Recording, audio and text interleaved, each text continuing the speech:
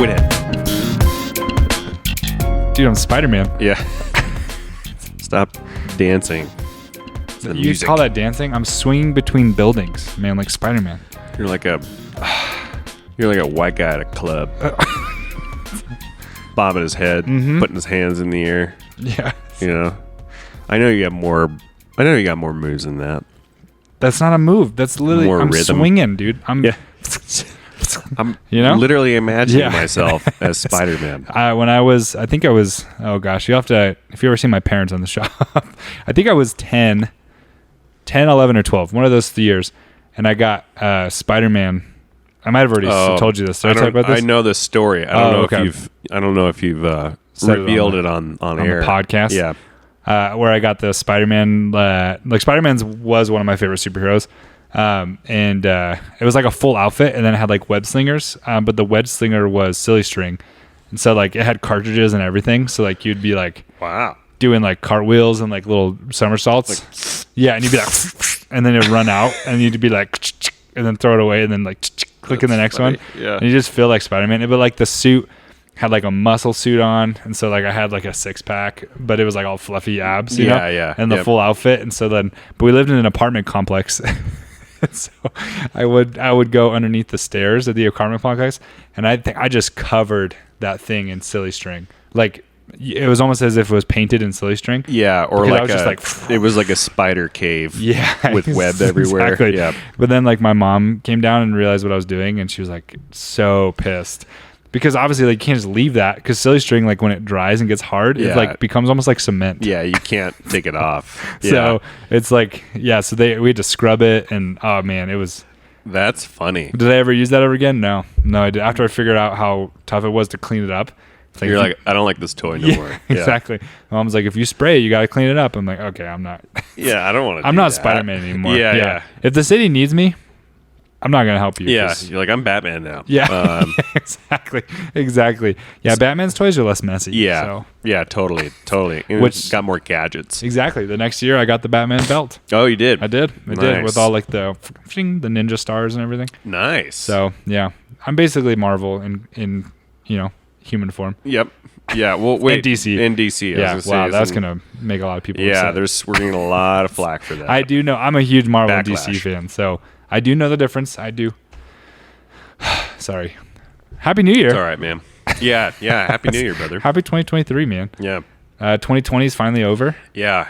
I think it for most people it's like this, but I know it's certainly like this for me. Is it just like totally creeps up on you? Mm-hmm. And here we are in like a new year, and it's strange. It's weird. Well, I mean, I joke that like 2020 is finally over because like a lot of customers that I've talked to and a feeling I have myself is that like the year crept up on us. Yes. But I feel like these past 3 years have been the fastest 3 years of my life.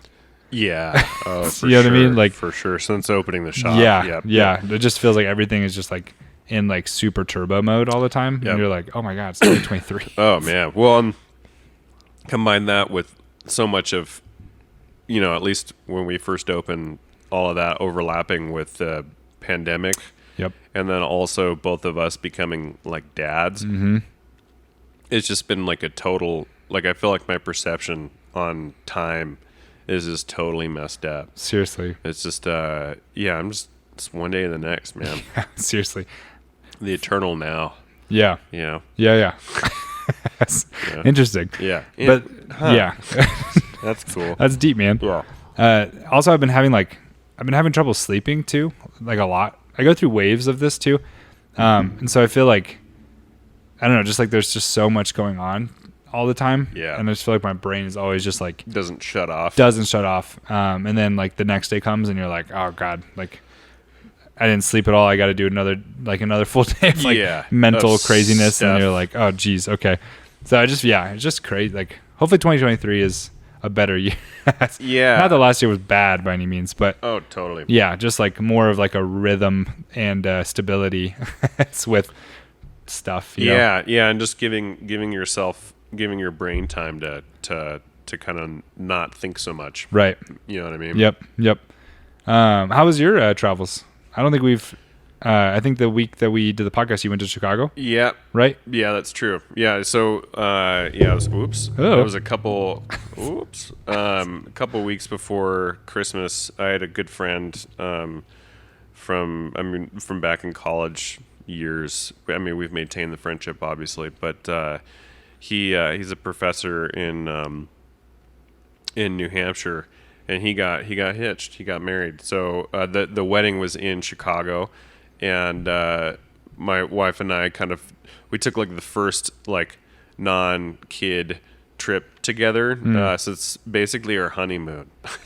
Dang. So yeah, we went on this trip to the wedding, and it was awesome. It was fun. It was way out in the suburbs of Chicago. I mean, like with traffic and stuff. I mean, we went into town once, and it was like an hour drive there. It was rush hour traffic, Right. and it was like insane.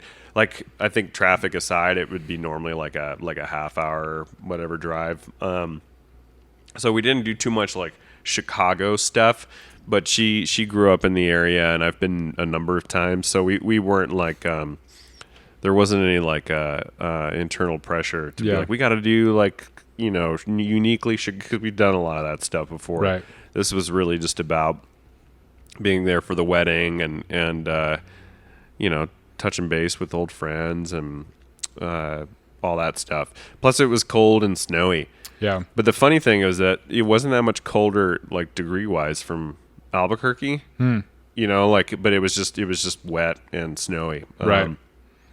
But yeah, it was a lot of fun. It was a great wedding, beautiful ceremony, wonderful reception, and so we did that, and then came back home, and we'd done another trip even before that, down to southeastern New Mexico to help my mother-in-law downsize from like 10 square miles of ranch land to like a few acres.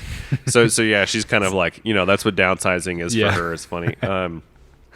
So we were kind of traveled out come holiday, like actual Christmas. And so we stayed in town and just chilled, did our own little family thing. Nice. Yeah. Did you guys stay up all night for New Year's Eve? Did Isaac want to stay up all night? Yeah. So but it was like we made it just to, I mean, like we were all just kind of like dozing off on the couch sort of thing, like just straining to keep our eyes open. And then when New Year's hit, we just kind of looked at each other and we're like, Happy New Year. Woo. And then it was like, let's go to bed. Yep. Yeah, we don't, I don't know. I feel like, especially with kids, I mean, by the after Christmas, you're kind of like holidayed out, because you've just done Thanksgiving and then Christmas, and then New Year's is, I just don't have anything left in me. Seriously. Well, even before that, it's Halloween. It's like That's Halloween, true. Thanksgiving, Yeah. Christmas, and then New Year's. Yeah. But then Christmas and New Year's being like a week apart. So it's like... Totally. Oh, that's so true. Yeah. And it's not even like, even though the other holidays are like a month apart, it's like a month between Halloween and Thanksgiving, and then a month between Thanksgiving and Christmas. Yeah. Like you're as soon as the holiday is over, you're like, that whole next month, you're kind of like prepping and gearing up for in one way or another. And so it's just, and when you have kids, that holiday looks a lot different, Right. and then like prepping for and just experiencing it is way different. Because I don't know. Not saying everybody does this or even has to do this, but we make it about kind of the kids and creating memories and experiences for them, and we try to have fun with it. Right. But it's a lot of work. And when we're by the time Christmas ended, we were just, I remember the day after Christmas, I think it felt like the first time Sony and I could breathe. And we stayed in our robes and then just like didn't get off of the couch. Nice. And then Isaac and Nathaniel just kind of like wreaked havoc on the house for a day with all their new gifts and stuff. Yep. And that was great too. But it was like, I didn't have it in me to do anything constructive. Yep. For an entire day. Totally. So anyway, Yeah. But yeah, it was wonderful. It was a great time. How about you, man? Yeah, it was good. Christmas. Jeez, I feel like everything just went by so fast. For Christmas, we had an event on Christmas Eve, and so I catered, birthday party right. Yep. on Christmas Eve morning, which was fun. It was for one of our longtime customers, and then Christmas Eve we had like a huge Christmas Eve party at my parents-in-laws. Nice. And Is that a thing they do kind of like regularly? every year, yeah. So it's a big thing. Nice. They do a white elephant too. So there's like 60 people. Like it's What? massive. Whoa. Yeah, Is it insane. all family or is Well, it just no, like it's friends all and- friends, people from their church. I mean, it's just like everyone in the mountains, and so it's intense. It was. all of T. Harris comes. Yeah, exactly. I mean, it's a lot of people. So it was like at the end of it, you're just like, oh god. Even me being how extroverted I am after coming from like the event and everything, Like, and I'm then- tired. I'm like, I kind of stood in the back and was just like eating nachos. Yep.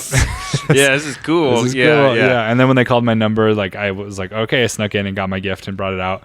And then it happened to be like a snuggle puff from Harry Potter or something like that. It was like a pink fluff ball. I don't remember. It's not a snuggle puff. I'm just saying that's what I'm calling it. But it's like this like pink owl fluff ball that's from Harry Potter.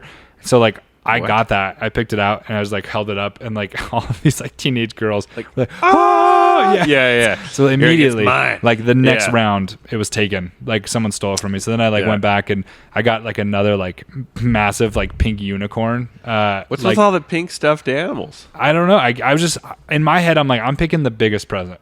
That was my game plan Oh, yeah, going obviously. in. And of Yeah. course, the stuffed animal ones are always in the biggest present. Totally. But I didn't think to like weigh it out or anything. Like just pick it up and be like, oh, that's really light. Yeah, must be a stuffed animal. I think it was just like I was just like a little overstimulated. So I was just like, all right, biggest present, back out. Yeah, yeah. And then open it up and it's like, all right, massive stuffed animals. And so that one got stolen immediately. But like one of the little kids that got picked. And so then finally I chose my last present. I was like, I'm going to go for the smallest present. Mm-hmm. And I grabbed these like tiny little perfume bars, like glasses. There's like Yeah, 20 like of the them. samples. Yeah, Yeah. there's just like 20 of them. And I was like, cool. Yeah. All right. You can. This is- There's many uses for that. Yeah, exactly. So that was Christmas Eve. That's great. So you walked Overstimulated. away Yeah, with the 20 tiny perfume samples. but they weren't filled. They were empty. So they were just the Oh, bottles. Okay. So okay. I'm like, what do I do with this? We could use those Mm-hmm. to kind of bust in our Yep. our coffee tasting chops. Yeah. And smelling chops. Because you can buy like if you go to Espresso Parts or I don't know if it's Espresso Parts. No, SEA, their website, it's you like- can buy like a smell kit. To like reset your senses before you try something. Is that what you're talking about? Well, reset and then also, at least my understanding is anyway, to hone in Oh. your aroma and fragrance abilities. Wow. So they have all these like essence of like I don't know, orange and then passion, just wacky like flavor notes, yeah. aroma notes. Yeah. So you can like I could fill those little bottles. yeah, you could Well- fill them with like yeah. See, I would. You're like not gonna do that, But yeah. I didn't bring them home. oh. So You just left them my there? parents-in-laws don't listen to the podcast, so I That's can say funny. this. I secretly hid them throughout. There was like 20 of What? them. I hid them throughout the entire house. Like a bottle at a time. Yep. While everyone was talking and chatting, I was like, I'm just gonna hide these everywhere. That's funny. Yeah. So there's like 3 in their living room, like 2 in their laundry room. There's you a know. handful of them floating in the tank of the toilet. You know what I mean? Just kind of like. I wanted to make them like I didn't want them to be obvious, right? I wanted it to be like 5 years down the road, Yeah, they open a cabinet and they're that- like, "What?" Yeah, Yep. that's fantastic. So I didn't come home with them, so we can't do the tasting thing. But they will be found hopefully eventually, or maybe they won't be, and the house will Yeah. be sold, and they'll be Someday, and then Yep. it'll be found decades Yep, later. Exactly. Yeah, it's Be in their my handprint there. under their bed, I didn't go in the room. That was weird. I feel like that was in that their was drawers. what Yeah, what yeah, it's like awkward personal space. Yeah, stuff. exactly. You could have It was hit it in all yeah. of the common rooms. Yep. Oh, okay. But yeah, so I didn't come home with them. But then after Christmas Eve, the next morning, we woke up, opened presents, went to church, and then afterwards Oh, here at in your house. in the house for Christmas Day. Yeah. Christmas Day. So then after church, we came home and I was going to smoke a turkey. I don't like turkey. Beth and I don't. So we've tried every turkey, like baked, what's the other one? Fried. Like we've tried all of them. And like, I feel like I was watching a smoking video and the guy said it perfectly, that turkey is just like, it's a bland meat that's a vessel for gravy. Like that's literally all it is. 100%. Yeah. So I was like, well, I don't think anyone actually like likes turkey. Yeah. It's like when you consider it in the context of the rest of the meal and then also just the experience, it's like turkey, yeah. But no one is actually like, yeah, turkey. Yeah. You know what I mean? Yeah, like all exactly. about it. Yeah, no. well, until Christmas, Until I because smoked this bird. because I smoked it and it was the best turkey I've ever had in my life. Wow. It was like, I think I could make this like on a regular weekend. Man, for really? like people. Yeah. Oh yeah. It was life-changing turkey. So, Holy smokes, man. will I give you the recipe? No. You see what I did? Just yeah. Holy smokes. So dumb. That was unintended. I'll tell you guys the recipe on our new podcast for smoking. Yeah, I know. Yeah, we're starting a new. We're branching out. Yeah. We're starting a smoking podcast. Yep. We'll keep this one, but we'll we'll smoke New. cigars while we're smoking, and then podcast while we smoke. Yeah. Wow. You know, Ooh. if we both were into smoking, I feel like that could work. Yeah. Yeah. Every time I can only have like one cigar every 6 months. Yeah. It just I don't know. I can't do it. Yeah. They're a lot. They're intense. I just started getting back into it, but mostly I just do pipe. Oh yeah, you're kind of a pipe guy. I'm a pipe guy. Well, now I'm a pipe cigar guy, but Okay. you know, in Dallas, I'm my kind of brother more of a crack guy. You know what I mean? What? Sorry. Matthew Campbell. It's not funny. Jeez. No, you're a pipe guy. Yeah. I've seen your pipes. Well, don't you have I have a pipe, And but you- I've barely used You it. use it all the time. Yeah. Just kidding. Yeah. I'm like, Yeah, I know you. I'm like, yeah, just I sit in my wingback armchair Just kidding. with my children around Yeah. me. Don't you have I just a Gandalf one? Like you have a long one, don't you? No, no, it's dang. actually pretty short. Oh, okay. It's cool looking. It's I don't know what kind of wood it's made out of. Yeah. But yeah, I mean, but it kind of sits there on the shelf and looks cool. Gotcha. But I'm not actually using the darn thing. Gotcha. We should use it sometime, man. We should. Crack it out.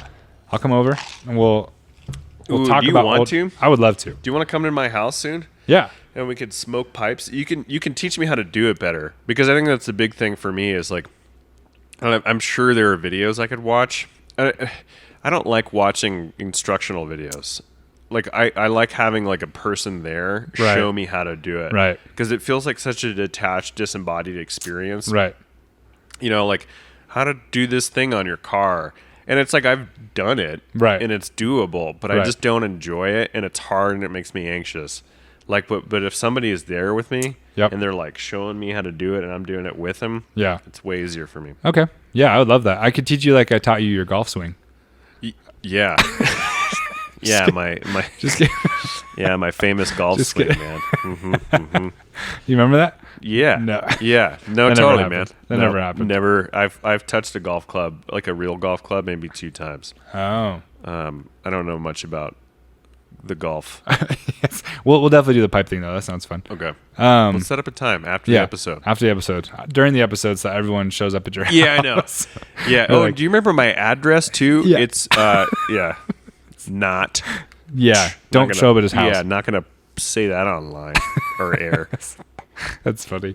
Anyway. But yeah, so then smoked the Smoked the turkey. turkey. It was beautiful. Had the parents and in-laws over. And then, yeah, everyone left.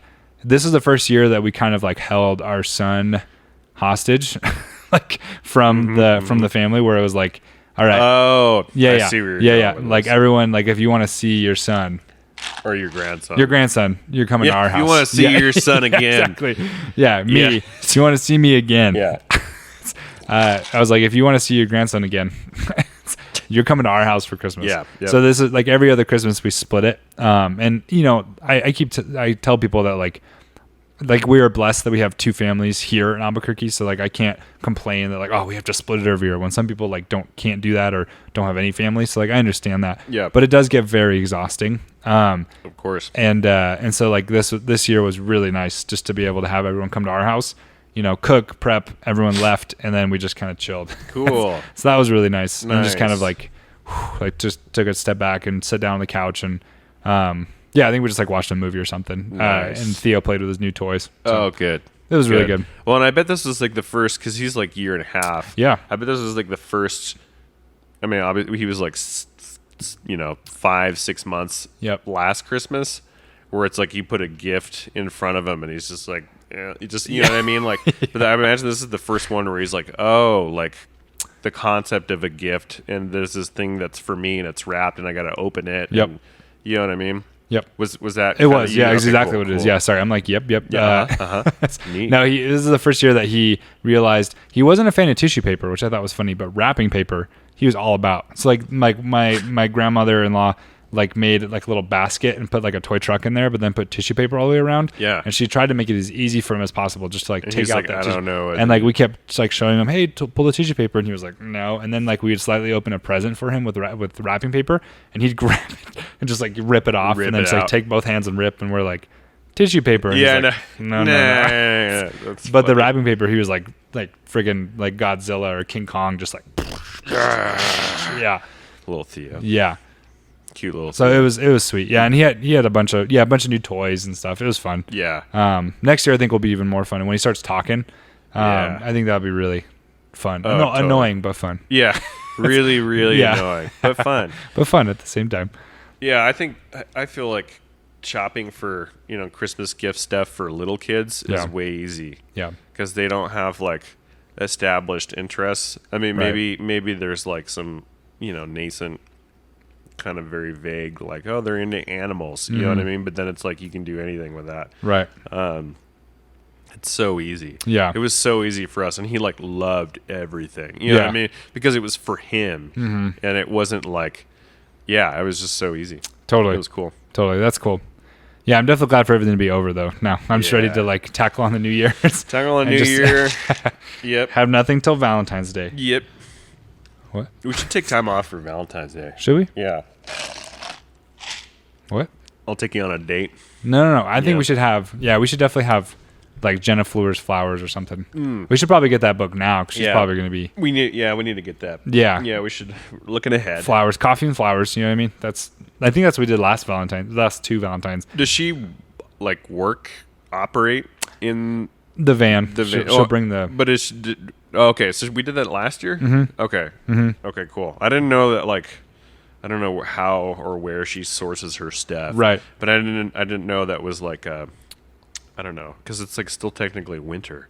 Right. So she yeah. would have stock, presumably. I for assume things? so. Yeah, because like roses and stuff. But even if she can't be there, like we'll have her like ask if she can bring like a tub of roses or something and just buy and pay us, and or we can pay her back. That might be a good idea. We'll figure it out. I like that. Yeah, Okay. we'll figure it out. But let's not mix business with pleasure. Okay. Even though I have questions though for this- you. yeah. Yeah, and this is all pleasure.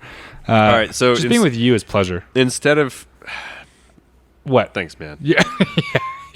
So God, instead of fun stopped you. facts, we had some fun questions. Fun questions that'll bring fun facts about you Oh, okay. and me. Okay. I just want our viewers to get to know us better. You know what I mean? You got it.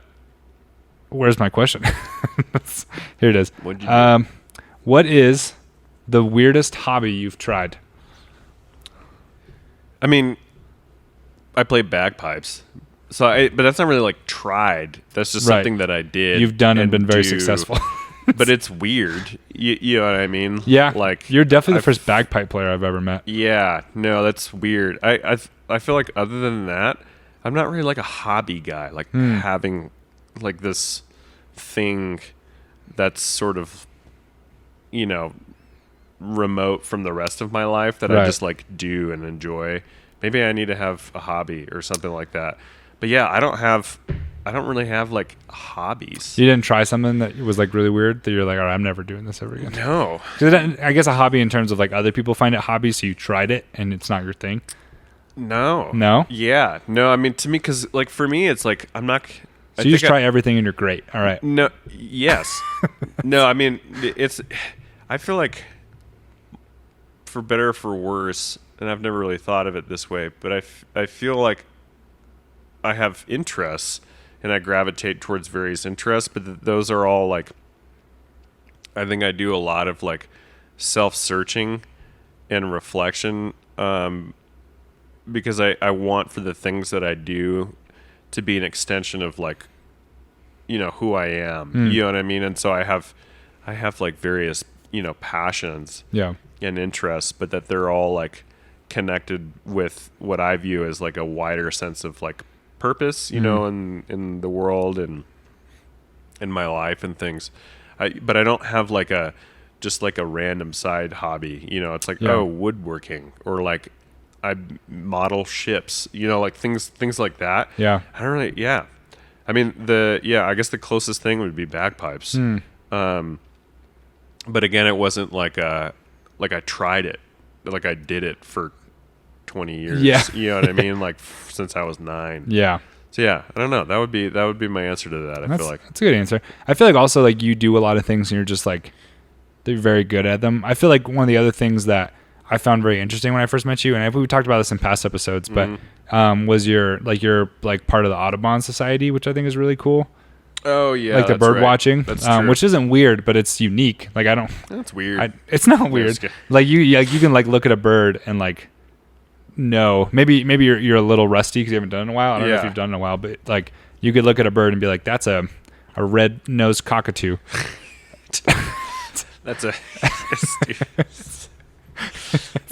dumb. Yeah. You could do that though. Well, I mean, I don't know. I'm not really I'm really not that good at it. I think like birds are beautiful and magical creatures. You know what I mean? And they're like wonderful little miracles. But I'm not. Man, there's certainly people out there that go like all in.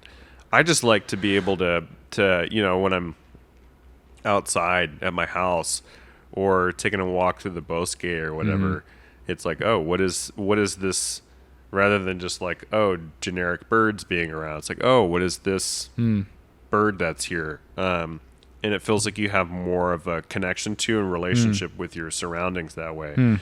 So that's why I feel like it interests me. But yeah, I'm certainly no expert. I'll say that. Yeah.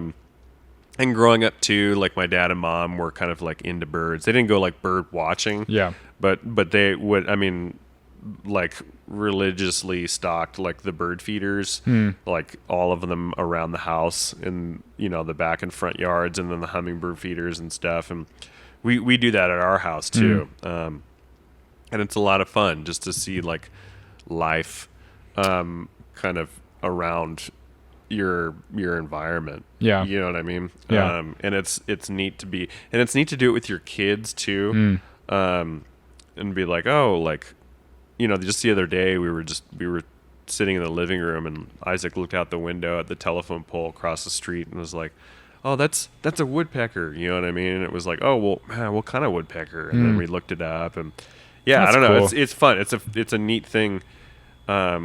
Just having that sense of wonder about the world and reality.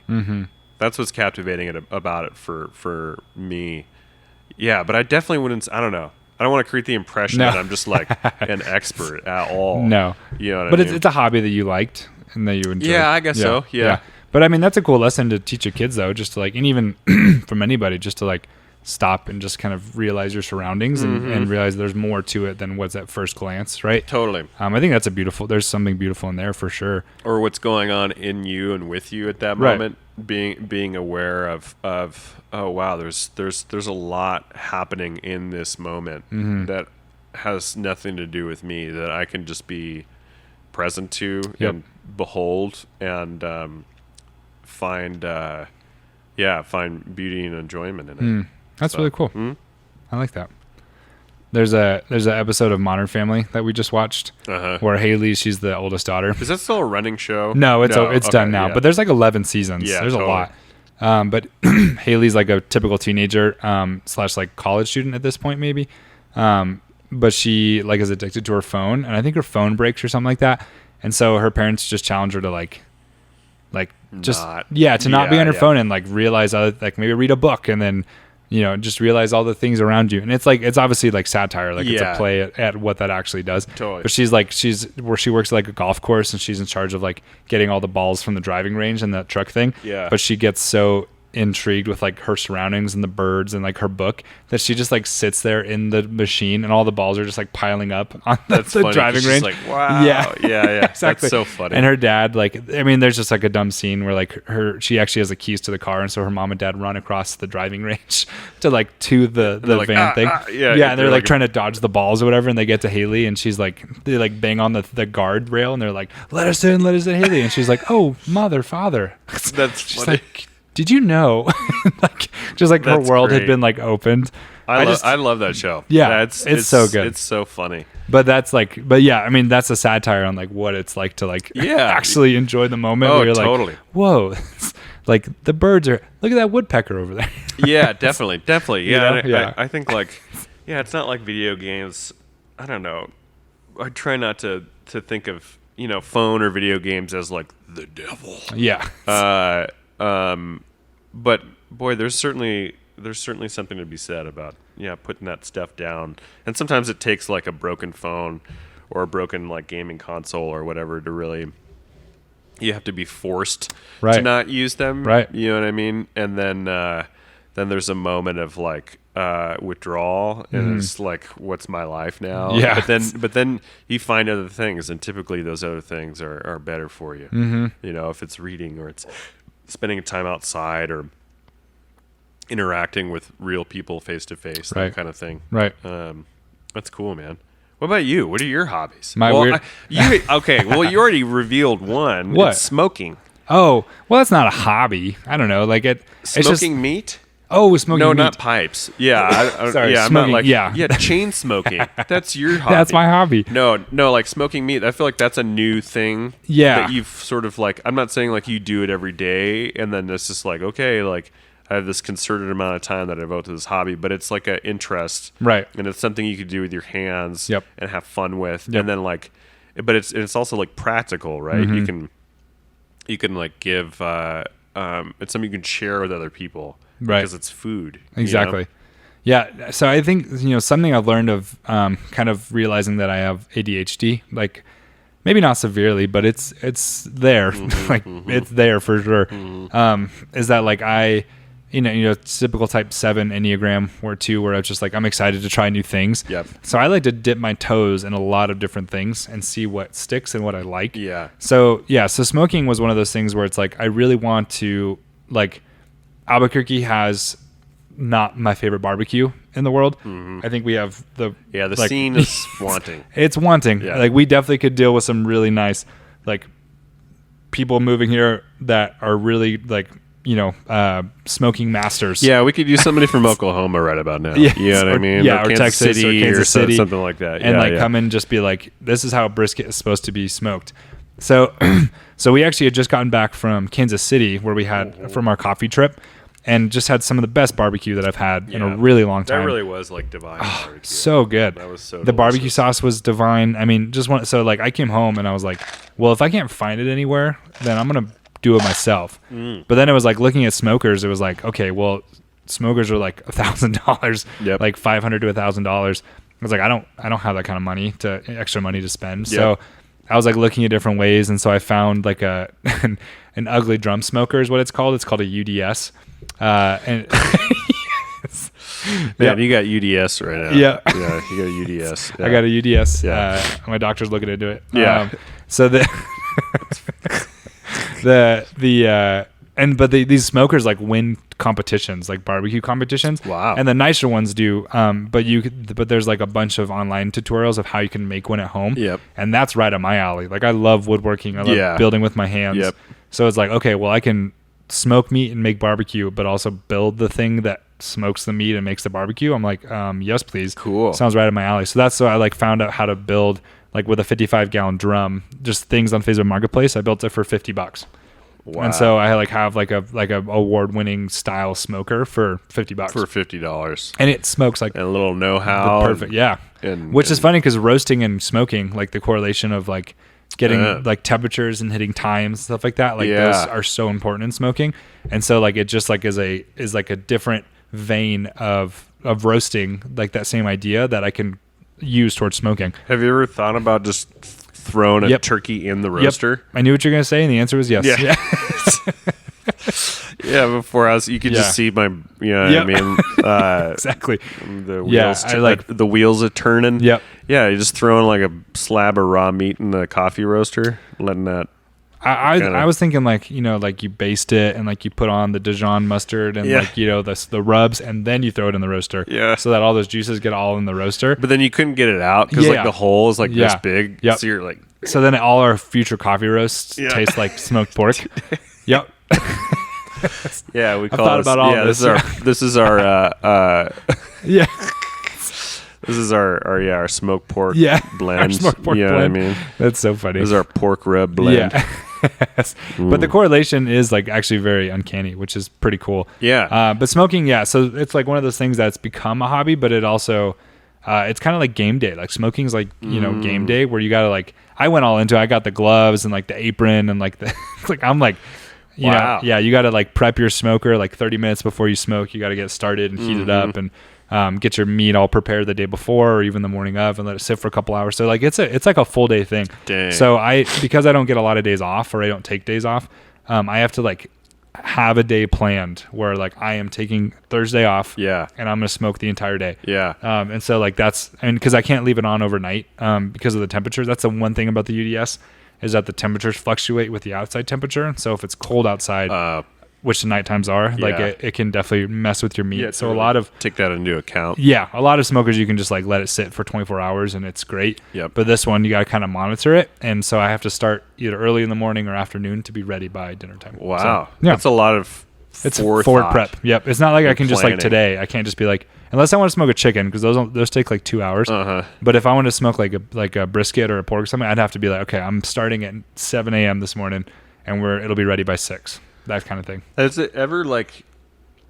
Have you ever had like a fear of getting like accidentally trapped, falling in, and then you're trapped in there, and then you just get like cooked alive, and it's like for 8 hours. It's like, where's Josh? And then Beth comes in and then like opens the latch, and you're just in there, and you're like, it's like smoked Josh. You ever? Does that ever? You ever wonder about that? Matthew.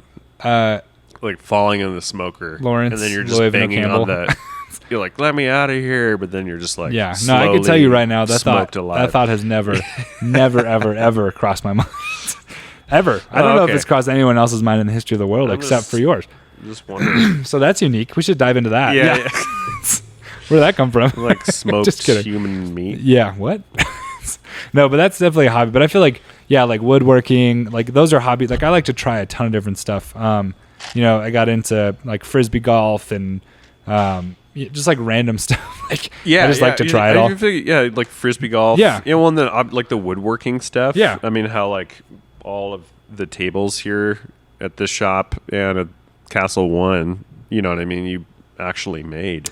Yeah, I mean Yeah. it's just like it's fun. Like I love like seeing something Yeah. like before in my head and then bringing it to life. Mm-hmm. And my wife, her grandpa is a woodworker, and he said that if you can draw it and it makes sense on paper, you can build it, no matter how difficult, no matter how like the Impossible Staircase, right? Like I can't. I mean, there's like models of it that it works in different angles. Yeah. But like if you wanted to create like a floating gravitational wood piece, like Yeah. without magnets, that doesn't work, Yeah, right? Because you right, can't right. draw it to where it all makes sense. Uh-huh. So he's like, if you can draw it, no matter how complicated it is, you can build It's it. workable. It's Yep, doable. It's doable. Yeah. And so I just like love that idea. And so like when I think of something and it's like, how can I make this work? Like let's draw it out, let's plan it out, and if it works on paper, let's build it. And then seeing that come to fruition is just so much fun. Cool. Like my vision for this shop, like is exactly what I had in my head, come to being. Like I didn't have to skimp on anything. This was like everything that I had planned came out that way.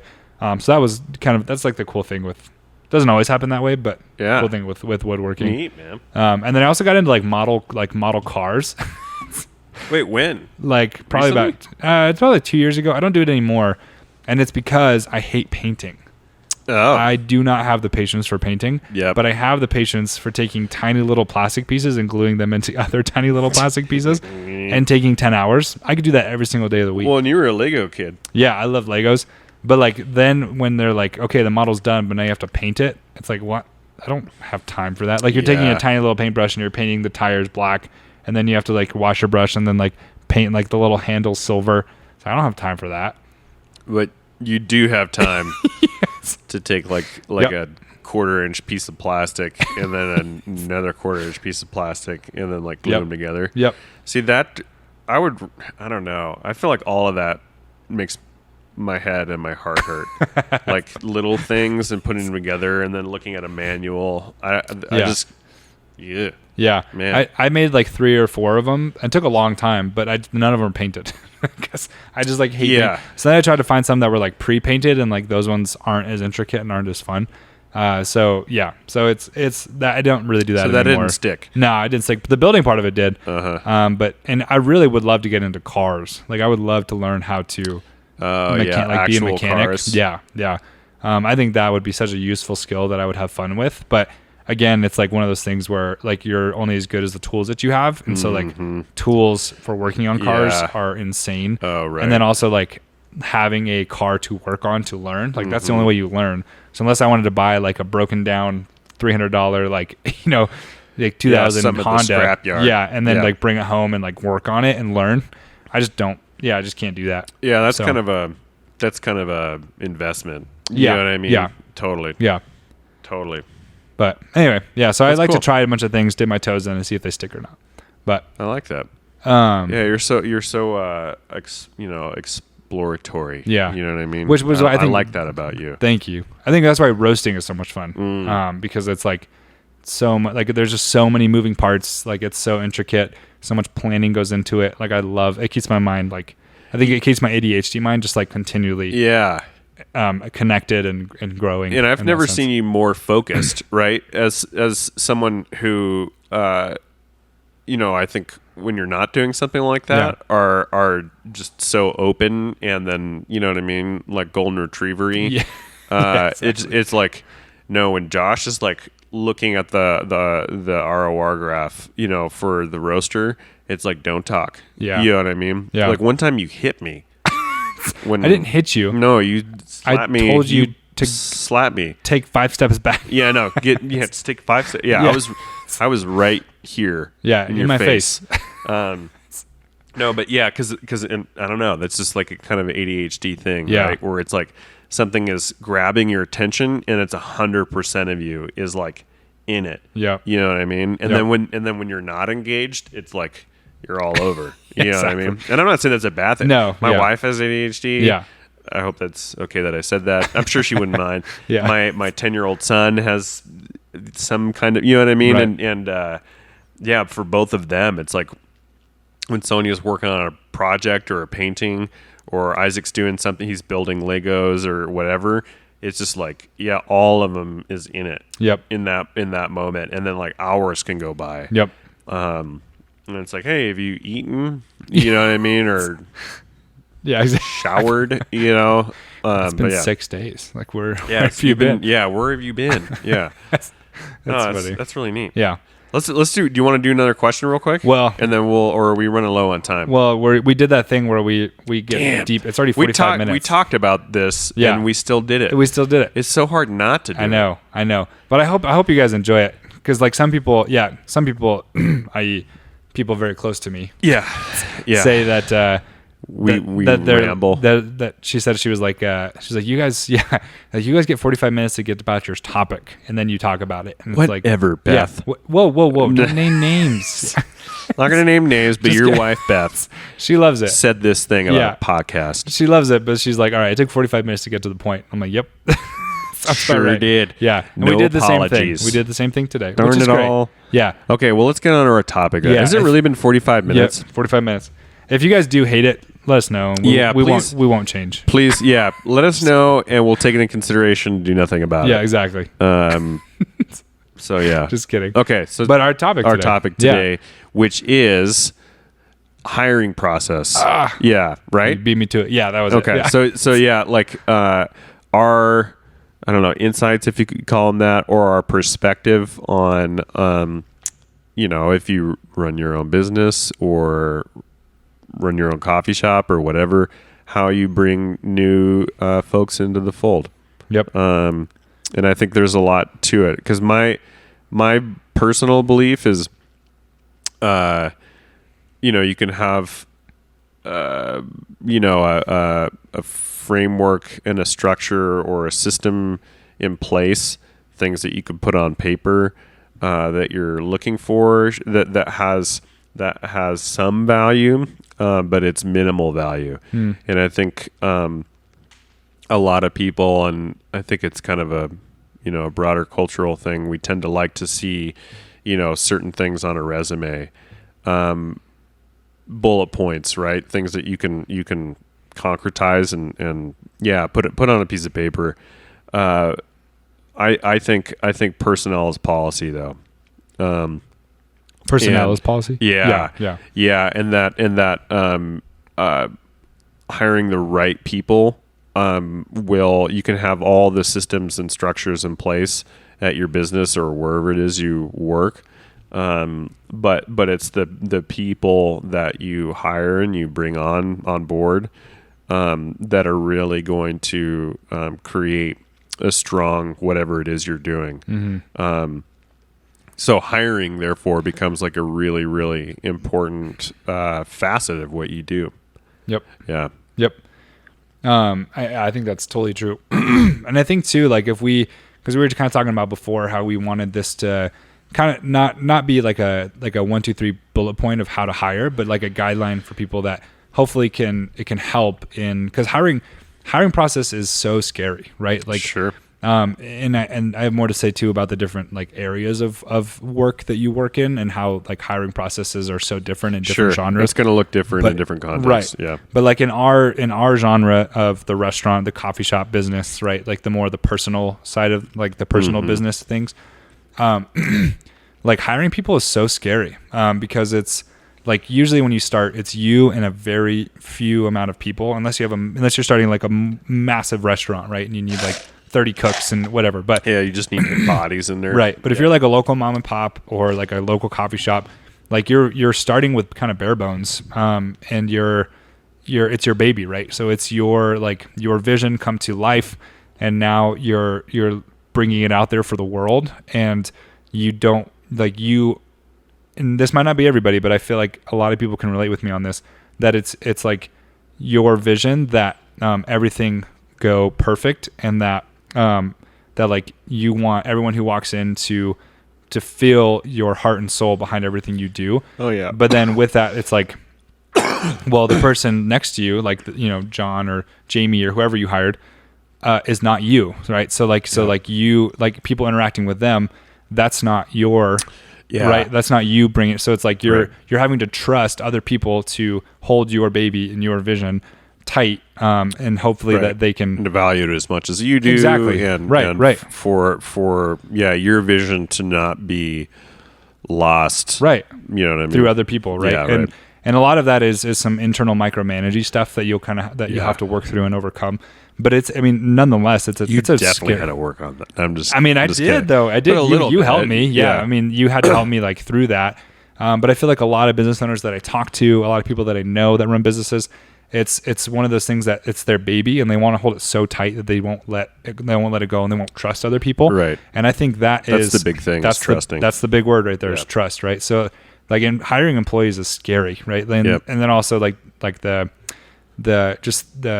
what am I trying to say? Anyway, just like hiring employees is scary because of that. I think that's the main point, right? Is that like you have to trust other people to hold your vision and your love for what you're doing true and continue that, right? Even when you're not there. So it's like unless I want to work 24 hours a day, 7 days a week and be in the shop, how can I be off a day and know that the shop is going to be taken care of, or the restaurant's going to be taken care of, right? Or like the boutique is going to be taken care of, right? Yep. That kind of idea.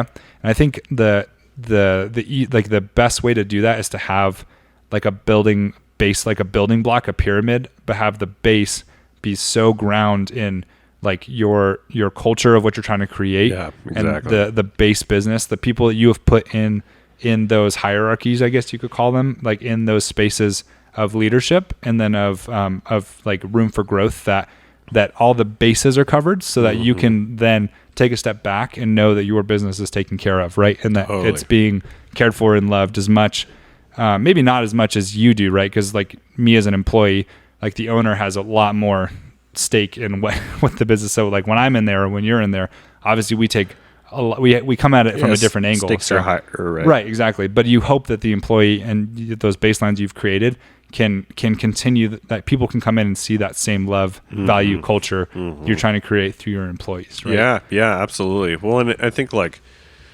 that trust is such a huge component, because you're, I mean, again, to just kind of take that analogy, it's like you're leaving, if you're I don't know, leaving your child with somebody, you want to trust them, right? For longer than just like a date night. It's like, okay, just don't let them kill themselves. You know what I mean? Or like fall off a chair, like just make sure the house doesn't burn down. But,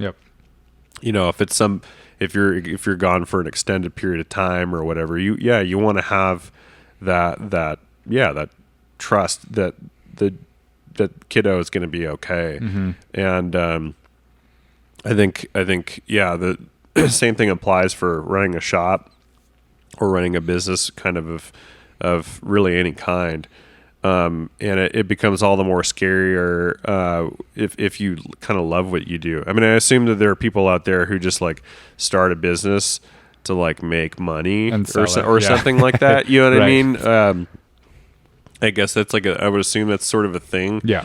So all of this conversation, I think, is proceeds from the assumption that like if you're owning a thing that you like love it and are passionate about it, and that you have dreams caught up in that in that passion, you care about it. So and I think it goes from trust is like real genuine trust is built on relationships, right? And this is the thing where it's I feel like when we hire, and this is more kind of like nuts and bolts, but we ask people for, if they're asking if we're hiring, we ask for a resume, not necessarily because we spend a lot of time on the resume. Mostly we ask for a resume so we have like a physical piece of paper with a person's name and contact info on it that we can kind of like keep as a like a filing card kind of index, for prospective people. But I'm not actually, at least I don't, and I don't think you do either. It's not like we're, if we're needing to hire, we're like combing through resumes. Nope. And on top of that, I would say that everyone that we have hired at the shop, and we've had, incredible longevity at the shop, right? Are not people who like came in cold and gave us a resume. Again, like in different contexts, I could see why that is important or useful or essential, whatever. Yeah. If you're the owner of, a franchise like Pizza Hut or whatever, and it's not really a space where relationship comes into play all that much. Yeah, like having a resume I could see would be helpful, because it's like, oh, this person has this experience, so I'm going to go off that. Right. But everyone that we've hired to date at the shop are people that we know, and that's not like we're like, hey, my best buddy is. Yeah. It's not like nepotism. It's people who come into the shop and are like organically part of the life of the shop. Yep. Who we just have discovered at certain points in time needed work. And we had a need to fill hours. And then we hired based off of that. Yep. So again, it's that, I think it's easier to trust, in somebody if you have a relationship with them. Yep. Right. Yep. Every one of our hires, except for Katie, every one of our hires I had not known previously from the shop. Wait, you didn't know Katie previously? No, I did. Other than Katie. Oh, like I knew right. Katie from Deep Space and stuff like that. Oh, okay. Yeah. But all of our other hires have not. So I'm kind of building more on the part that it's not like your buddy, right? Like you're not hiring someone that's because, we've been friends for 30 years. Come like, work hey, for me. Dude, like I knew him in high school. He needs a job. It's not that. No. It's not that at all. All of our employees, for me personally, like I said, except for Katie, was people that we knew from the shop and the shop alone, and that we've grown relationship with because of that. And I think it comes from the grounding of like, especially, and this might be unique to a coffee shop, but the coffee shop culture that you want to create. And that's why coffee shops are so different from, just down the street. You can go to two shops that are totally different. Yep. It's because the person that put that shop there has its own unique story, has their own set of values. Exactly. Yeah. And so ours, like, we very much, if we want to build this culture of finding people who have a heart of service, who have and this is not a necessary, but have like a love for coffee. We want them to be interested about coffee, but we don't need, like, if we have a person come in from Blue Bottle Coffee, right, or Stumptown, and they come in and they give us this beautiful resume, like, right, I was the 3-time champion barista of Canada, and you're like, cool. Like that's amazing. It doesn't mean we're going to automatically ixnay you. Like, we might talk about it, but at the end of the day, like, we don't know you, we've never met you, like, we don't know what your values are, and so with the people that we've hired, we got to see them on a different context of, like, okay, we see your heart of service, right? Like, we see that you love this shop, you love coffee, and we see that you're all about community, right? And so it's like, well, and also a sense that you're like a good person, right? Who has works, is capable of being in relationship with other people. Yep. And doesn't have, you know what I mean? Because it's like, yeah, you may have the best resume, but if you're an asshole, you know what I mean? Yep.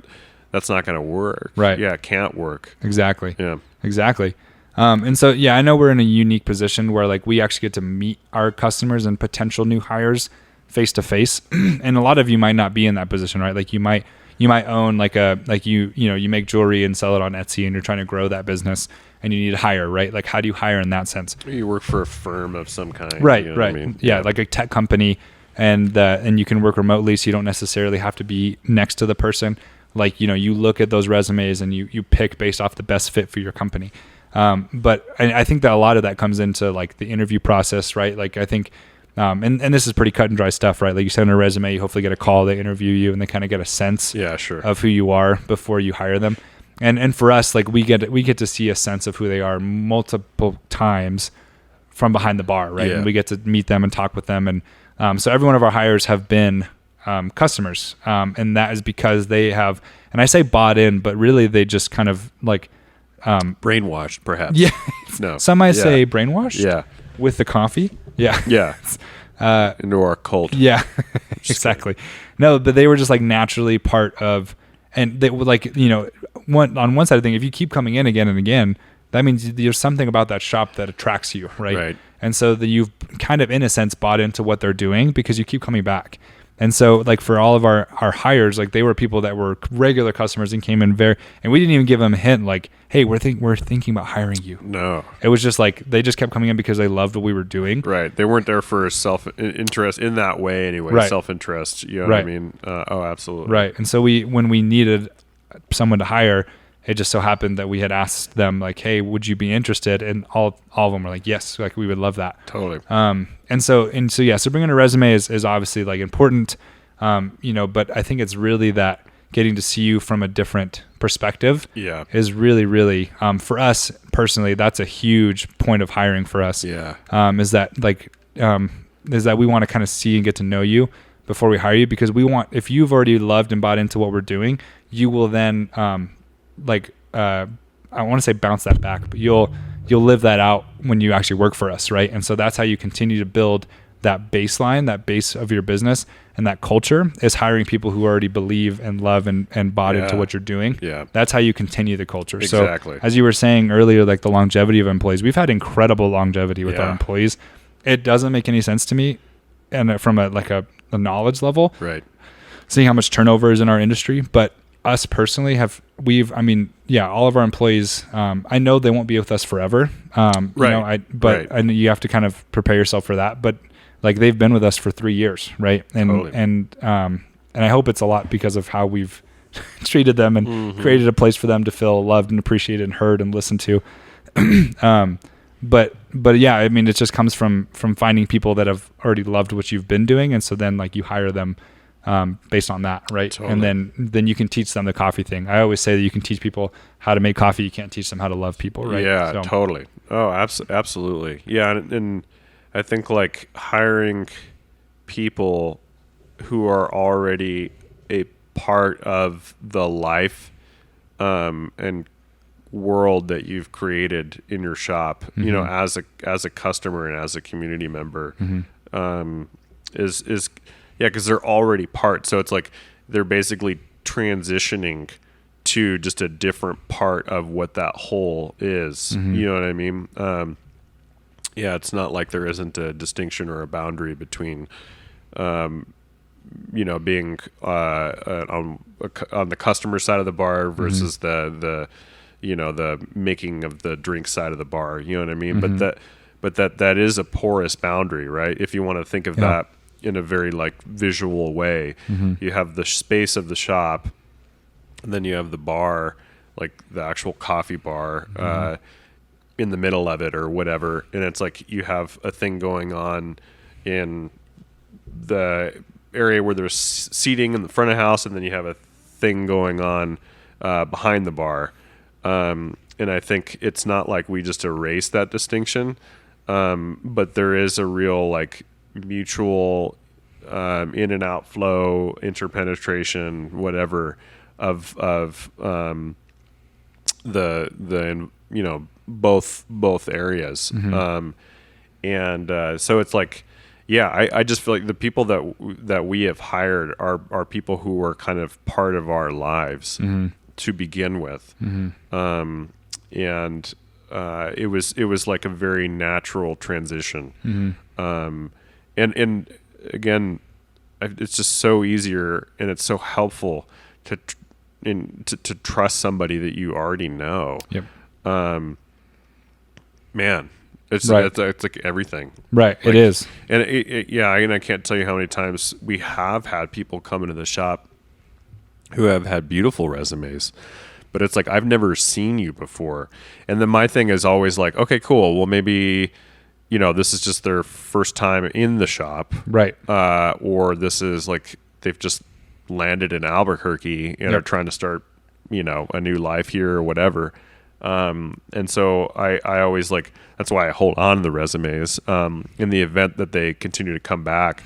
And we get a handful of those, but I would say like 9 times out of 10, you don't see him again. So it's like, well, what's in it for you? And then it's like, well, then it's obvious from that it's like, oh, well, like I'm 24 and a coffee job would be cool. You know what I mean? Right. Like it's a kind of like idea that they have in their head, right? That fits into something else entirely that they want to be able to do, right? And that's great. And I'm sure there's a place for that. It's not like you don't deserve a job anywhere, but for us, it's not what we're looking for, right? You know what I mean? Exactly. Yeah, I just can't tell you how many times that happens. It's like, you guys hiring right now? It's like, well, no, but you know, come in and bring your resume again, and then we just don't see them again. Right. They're not invested in being a part of something. Right. Yeah. Exactly. And us as leaders, right? Like we're not in the turnover business, right? Like we're not in here just to hire you for a couple months and then send you on your way, right? Like we are in the business of building and loving people, right? So when we hire you, like we want to grow you in the, like, maybe you don't want to be in coffee forever, right? But you want to go and, I don't know, like do something that has to do with public speaking. So like, we're going to be like, okay, cool. Well, like, why don't you work on these things? Like, it's those small little intricate details that in the realm of coffee, like we can help grow you into what you want to do. Because that's what we're here for, right? Like we're integral human formation, right? And hopefully we can be like a crucible for that. Right. Like Katie, you know, she became a therapist, you know what I mean? And obviously like she knew she wanted to do that prior to, you know what I mean, working with us. It wasn't like whatever, but I feel like her time with us, hopefully, I would imagine anyway, like helped her to become a better therapist. Yep. To learn more about herself and others and all that stuff. Right. And I think her time at Castle was absolute, and I think she would say this if she were with us right now, was absolutely more than just like hey, I just need this thing so I can like pay rent. Right. I need this job with you guys, or I'd like this job with you guys so I can pay rent while I'm in school. It was much more than that. Right. So yeah. Yeah. And I think that's a great way to say that trust is a two-way street, right? It's not just a one-way thing. Like we can't only hire you because we trust you. Like it'll only work if you also trust us, right? As leaders and as your bosses. Yeah. Like we want that relationship to be mutual. And so that's the whole part of like, investing in you as a person and growing you, that like anyone who's looking to hire or who is an employer looking to hire an employee, like that has to be integral into your hiring process is this mutual basis of trust. It doesn't have to be buddy, right? Like, and oftentimes that can be dangerous, right? Sure. And I think for us, like we do, kind of envelop an idea of like family and culture, and like our employees are very close to us and that kind of thing. They're not just a number, right? Like, if one of our employees needs, a brake change, bring your car over to my house. Totally. We'll help you change your brakes, right? Like those kind of things. But our situation is a little unique in the sense that like our entire business is based off relationship building, and growing. But yeah, so anyone who's an employer have to be working on that two-way street of trust, right? And whoever you hire, like you need to treat them and grow them well, and grow them into the space and area that they want to go.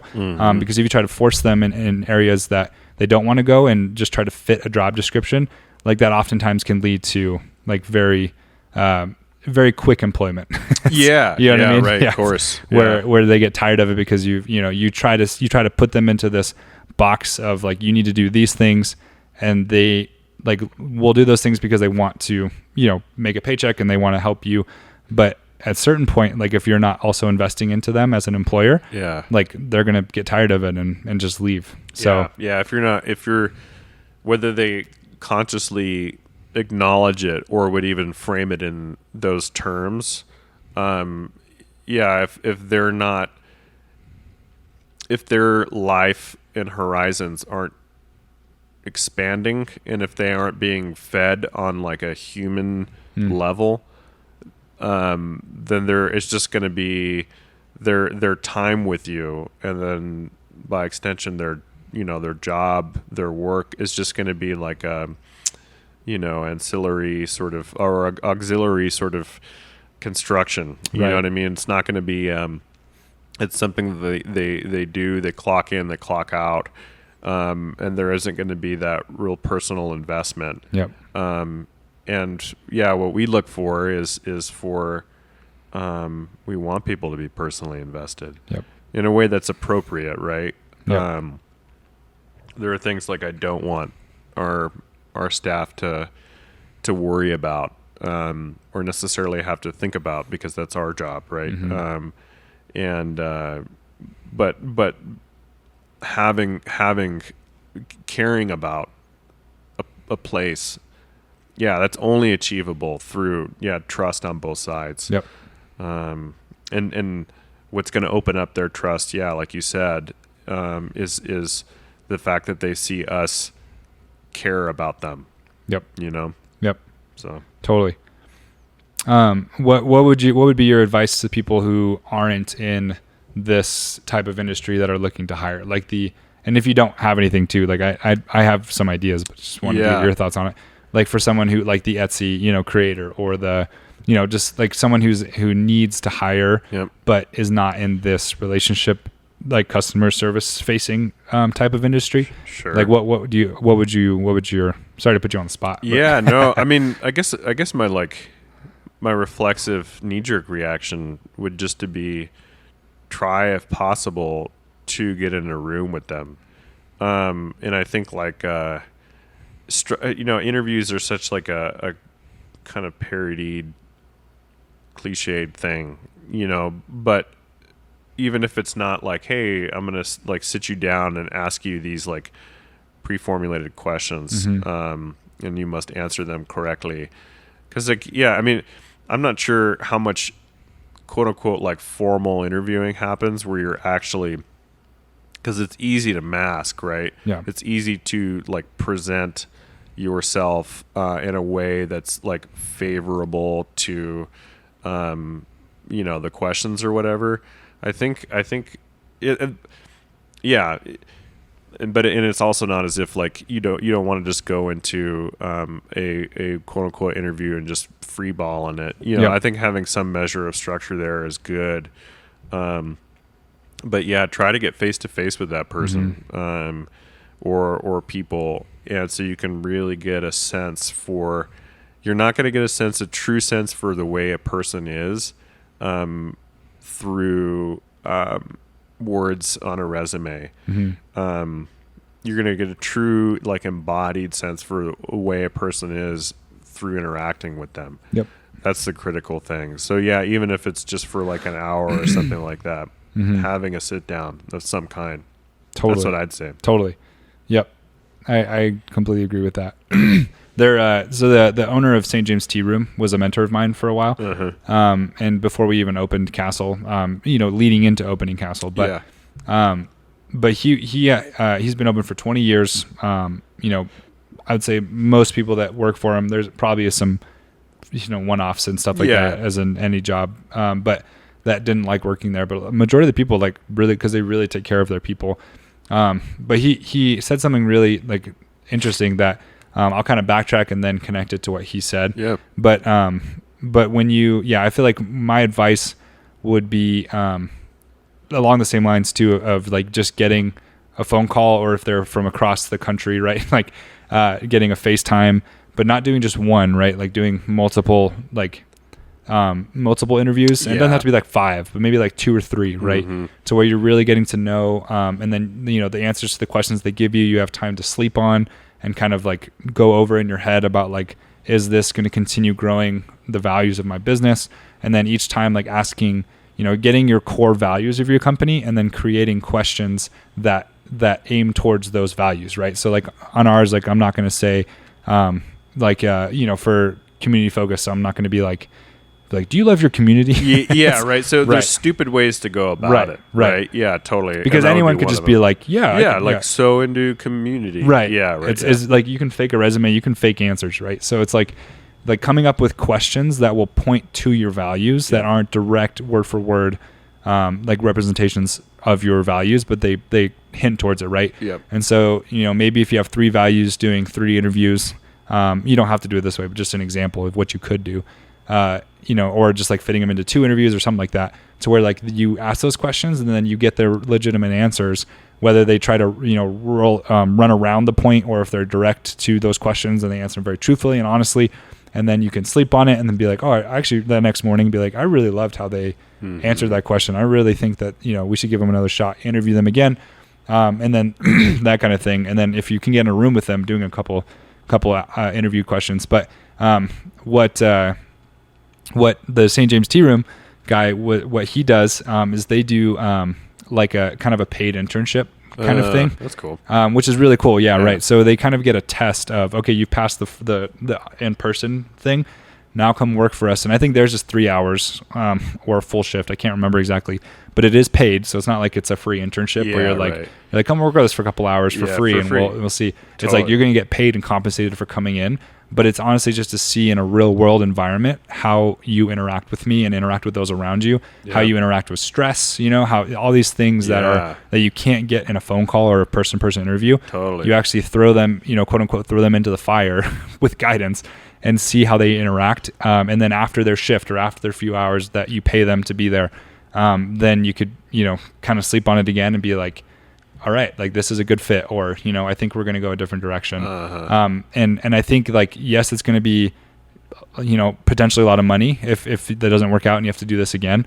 But I think hiring people should be that intensive on the employer, not the employee. The employee shouldn't feel the stress that you're in for trying to hire. Yeah. But as an employer, like this is a high stakes thing, right? Like you're hiring people to farther your dreams and to further your values. So this should be something that is hard for you, right? And not and hard in a sense, right? It shouldn't be difficult and potentially costly. Yeah, right? Exactly. Because the immediate cost in the beginning will help with the future and growth of your company, right? And so even if it does take a few times, like as an employer, like you should have it in your head that I am going to spend some significant time and potentially significant money on getting this new person in, because this fits everything that I need, right? Or that we need as a company and that we need as people. So, so I think that like that is if you can't see them again and again and again in a customer facing business, like that might be an option, right? Is like if you need someone to help with your jewelry business, look at their resume. And I'm actually a big proponent on they don't have to fit the exact need of what your company needs, if that makes sense. Like if you need someone who's a master jeweler or like someone to make jewelry, you don't need to hire a master jeweler. That's a hard word to say. Jeweler. I would say that you should be able to teach them like this side of the business that you really need. You're looking for those other aspects of a person that can really grow your company. Well, right? It's like because we get so obsessed, I think, as both people hiring and then also as potential hirees with skills, right? These like disembodied set of attributes that will plug into this set framework of needs. And again, this is kind of what I was going into, but didn't quite know how to flesh out this, language of structure and system, right? You know what I mean? It's and we're like so much more than our skills, so much more than what we're able to condense and put on a piece of paper, so much more than these sort of like accidental attributes. Right. We're like whole people,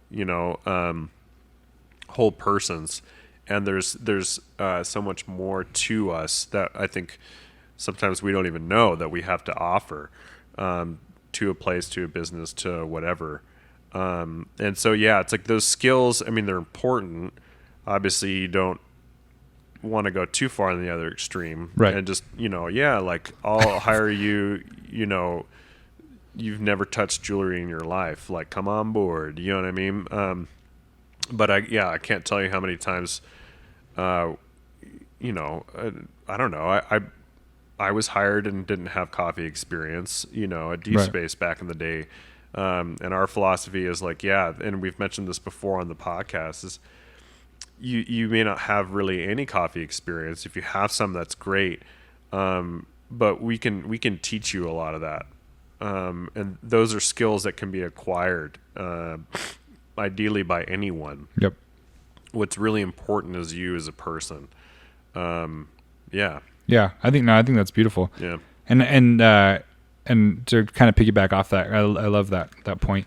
But even if they don't have any jewelry experience, right, like or some coffee experience, that's where like investing in the employee as the employer comes to such big play, right? Because you're teaching them. Exactly. Yeah. And then the patience that you learn with teaching them, like there's no better patience learning. I mean, there is some, but one of the better patience learning thing is teaching someone a skill that they've never done before, and then being patient with them to learn. And so like if you hire someone who has no jewelry experience, but they have an incredible yearning for knowledge, right? Yeah. And they are very good at like taking something and repeating it and doing it like well, or even if they're not great at doing it right away, but they just have this yearning of like, I want to learn more. Yeah. They want to attain something. Right. They're a piece of clay, right? And like you are forming it, and it may like, you may be working that piece of clay and you getting a shape and all of a sudden it bends over and you're like, crap, I got to start over. Right. Yep. Same thing with building up an employee, right? Like you're going to work on them, and sometimes it might work right away, but other times you're going to need to take more and more like working and patience, and they might mess up, and then you're like, okay, it's all right. Like you broke that piece of jewelry, right? Or like you scorched that milk on that latte. It's okay, right? Like dump the milk, let's start again, start over, right? So it takes patience and investing from the employer to the employee. That's that double side trust in investing, right? So I'm sorry I'm talking a lot. I always talk it's like a lot an on this. apprenticeship, But, right? You know what I mean? And it's like learn like in the old school like medieval guild system. It's like you had these guilds of professions. It's like shoemaking or like stone cutting, like these sorts of things, and then the prospective quote unquote hires would enter into a relationship of apprenticeship. So that's like establishing like a real relationship right there. And then you're taught a craft, and then you become your own master. And then you become like a full-fledged member of the guild. Right. Like that is such a in so many ways, such a more humanistic, personalistic, genuine and authentic approach than I think the model a lot of us have today. Right. And it takes time, it takes effort, and sometimes it can be scary, but yeah, I think the rewards are like far outweigh. Oh my gosh. Yeah, Yep. Totally. man. The time and effort it takes to continually rehire and retrain, Yeah. as opposed to like investing someone in the front end. And who knows, they might leave in a couple months. That's out of your control. Right. The hope the hope is that you invest in them and that they want to invest back in you and that you have them for a really long time. Hence, all of our employees have been there for 3 years, right? And that's a blessing. I don't take that for granted at all. But I think some like real world examples, like, if you're like a tech company guy and you're like, all right, Josh and Matt, like, I get that, but I need someone who is well versed in Excel. And I need their resume to say, I'm good at Excel. Like, yes, you don't want to hire someone who's never touched a computer. Sure. To there's very specific jobs that have very specific needs that, yes, you need to look for those needs. But Right. I think what we're saying is that, like, if there's someone who like got their PhD in Excel, Yeah. but then there's someone who's like, yeah, I have a vague knowledge, or not vague, but I have a pretty good knowledge of the, Microsoft Office system, and I can learn my way around it. Like, don't just brush that person off, right? Like, don't just hire the PhD because they know Excel in and out. They might be a stick in the mud, right? And they Right. might actually hurt your team Totally. because they're not flexible, and like they don't want to take ideas from everyone else, as opposed to the guy or the girl from Microsoft Office, or the who's a vaguely knows it. They can, they might be more moldable, and they might be more flexible to where they're like, oh, I love that idea. You know what I mean? Like, let's try to incorporate that, right? Totally. So I think that's where that kind of comes into play. Absolutely. But sorry. Yeah, no, I mean, it's like, and I guess it all depends on what your values are as a quote unquote owner of a thing. Is if you're invested in creating a climate, and you're invested in creating something that's based around personal values, philosophically, I would call that, like, you're invested in the good of the community, society at large, the people who work for you. You're going to want to approach it from that angle. Totally. But if you've built a company and your own personal values are, you know what I mean? Just, okay, this is just like a thing and you make money off of it and whatever.